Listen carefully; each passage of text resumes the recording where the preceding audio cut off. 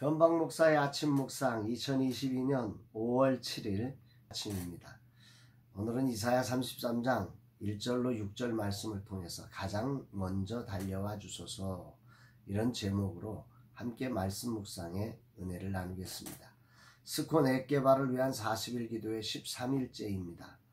반복이 위대한 습관을 만듭니다. 그러나 이 반복이 습관적이 되면 그것은 참 안타까운 일이라 생각됩니다. 13일째 기도하면서 나도 모르는 사이 간절함이 빠진 습관적으로 기도하는 저를 발견하게 되었습니다.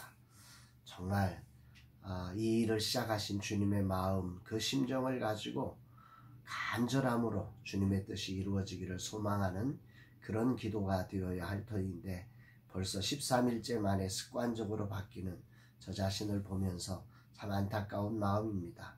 우리의 주님을 향한 이 간절한 소망이 사슴이 시냇물을 찾기에 갈급함 같은 그 갈급함으로 온전히 주님께 발견되어져 가기를 간절히 소망해 봅니다. 예수사랑교회를 위해 후원하시는 후원자들의 손길이 이어졌습니다. 한 작은 교회는 5월 안에 건물주로부터 이전하라는 요청을 받고 갑자기 이전을 준비하고 있었습니다. 자기 코가 석자인데 예수사랑교회 사모님을 위해 값으로 따질 수 없는 소중한 후원을 해주셨습니다. 주님 아시지요? 이들의 사랑을 담은 기도와 후원을 기억하시며 이순옥 사모님을 속히 치료하여 주옵소서. 또한 질고로 고통을 겪는 사역자들을 치료하사 부르신 사명을 이루는 종들이 되게 하옵소서. 간절히 기도하게 됩니다. 주일을 준비하는 날입니다. 마음 바쁘게 달려온 한 주간을 정리하고 주일을 준비하는 날에 주님은 어떤 말씀으로 인도하실까? 본문은 이사야에 나오는 35번째 예언으로 시온 즉 예루살렘과 성도의 가장 큰 보배가 무엇인지를 알려주고 있습니다. 오늘 아침 이 말씀이 큰 울림을 가지고 들려집니다. 6절, 내 시대에 평안함이 있으며 구원과 지혜와 지식이 풍성할 것이니 여호와를 경외함이 내 보배니라. 메시지 성경은 이 부분을 이렇게 번역을 하고 있습니다. 하나님께서 너의 시대를 안정되고 견고하게 지키신다. 구원과 지혜와 지식이 흘러넘친다. 시온의 가장 귀중한 보배는 바로 하나님을 경외하는 것이다. 아멘입니다. 구원과 지혜와 지식이 흘러넘쳐 가장 안정되고 견고하게 지키시는 분은 하나님 한 분밖에 없습니다. 수많은 복지제도를 세워보지만 구원이 일어나지 못하고 그것을 감당할 지혜와 지식의 부족을 절감하는 것이 이 시대 아닙니까? 그러나 여호와를 경외할 때 하나님은 구원을 이룰 지혜와 지식이 넘쳐 흐르게 하여 가장 안정되고 견고하게 유다를 세워갈 것이라, 이렇게 예언하고 있는 것이죠. 오늘 앱 개발을 하면서 두려움과의 싸움이 만만치 않습니다. 그래서 오늘도 염려하지 말라는 찬양을 불렀습니다. 내 주는 살아계신다. 염려하지 마라. 주가 돌보신다. 는 고백을 큰 소리로 외쳤습니다. 이런 때 주님은 내게 여호와를 경외하는 것이 보배라고 하십니다. 목사로서 내게 주어진 사역을 감당하는 것이 소중합니다. 그러나 그것이 여호와를 경외하는 것이 아닐 수도 있다는 말이지요. 뜨끔합니다. 그러면서 하나님이 어떤 분이신지를 이렇게 소개하고 있습니다. 5절, 여호와는 지극히 존귀하시니 그는 높은 곳에 거하시며 정의와 공의를 시온에 충만하게 하심이라. 그분은 이 세상의 왜곡된 시선으로 정의를 말하시는 분이 아닙니다. 그분은 저 높은 곳에서 어떤 편견이나 왜곡 없이 우리의 삶을 살피시며 정의와 공의로 판단하시는 분이십니다. 그분이 이렇게 말씀하십니다. 1절에 너 학대를 당하지 아니하고도 학대하며 속이고도 속임을 당하지 않은 자여 화 있을진저, 내가 학대하기를 그치면 내가 학대를 당할 것이며 내가 속이기를 그치면 사람이 너를 속이리라. 표준 세번역 성경은 이렇게 이 부분을 번역합니다. 약탈 한번 당하지 않고 남을 약탈하기만 한 자야 너에게 재앙이 닥칠 것이다. 배반 한번 당하지 않고 남을 배반하기만 한 자야 너에게 재앙이 닥칠 것이다. 너의 약탈이 끝나면 이제 내가 약탈을 당할 것이며 너의 배반이 끝나면 이제 내가 배반을 당할 것이다. 그렇습니다. 하나님은 아수르를 이스라엘을 치는 막대기로 사용하지 않으셨습니까? 정의와 공의의 하나님께서 이스라엘의 죄악을 공의롭게 징계하기 위해서 아수르를 선택한 것입니다.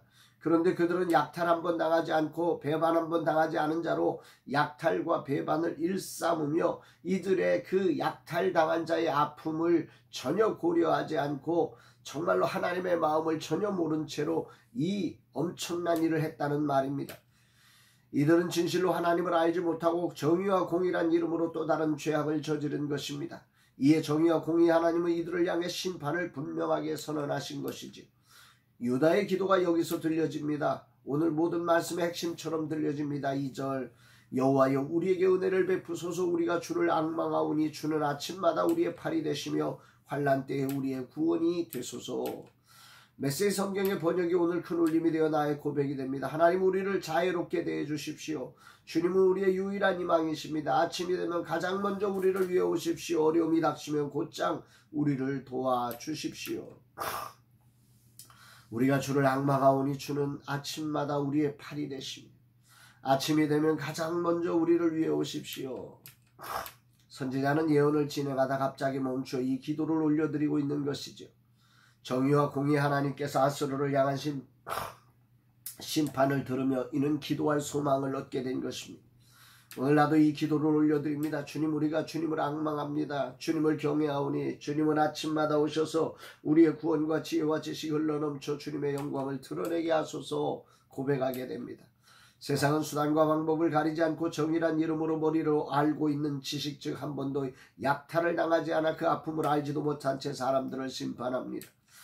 그러나 하나님의 정의는 수없는 약탈과 배신을 경험하며 당신의 아들을 내어주는 사랑을 바탕으로 한 정의임을 깊이 묵상합니다. 여기에서만 진정한 구원이 일어나고 그래서 평안함 샬롬이 있는 것입니다. 왜 유다가 이런 고생을 하는가? 아수르처럼 한 번도 약탈을 당해보지 않고 약탈당하는 자를 무자비하게 짓밟는 심판자가 되지 말라는 것입니다. 우리는 심판자가 아닙니다. 심판하신 하나님, 아니 구원을 위해 심판의 모양을 내시는 하나님 구원의 통로일 뿐입니다. 심판의 와중에도 구원의 길을 만드시기 위해 긍휼로 일하시는 주님을 배우라는 것입니다. 오직 여호와를 경외함으로 이 길을 배워가는 날 되기를 간절히 소망합니다. 주님 이 아침 이사의 욕심을 따릅니다. 저를 위해 가장 먼저 달려와 주십시오. 저는 주님이 필요합니다. 스콘의 개발에 주님의 구원과 지혜와 지식이 넘쳐 흐르게 하옵소서. 그리하여 이 땅의 다음 세대가 주님을 영화롭게 하는 세대로 서게 하옵소서 고백해 봅니다. 사랑하는 여러분, 오늘 이제 주일을 준비하는 날에 이 주님의 은혜가 우리 가운데 있었으면 좋겠습니다. 우리는 하나님이 아닙니다. 우리에게 어떤 권한과 어떤 직분이 우리에게 주어져 있을 때 그것은 한 번도 약탈당하지 않은 자가 사람들을 약탈하라고 준 게 아니라 정말 그들의 심정을 이해하라고 그 아픔의 현장을 공감해 주라고 우리에게 그 직분을 맡기신 것임을 기억하면서 우리가 해야 될 역할이 무엇인지를 기억하고 특별히 이 정의와 공의의 하나님을 경외하는 마음으로 그 안에서 구원과 지혜와 지식이 흘러넘쳐 이 정의롭고 공평하신 하나님의 뜻을 이루어가는 거룩한 통로로서 오늘 하루 온전한 삶 되시기를 주의 이름으로 축복합니다. 사랑합니다, 여러분.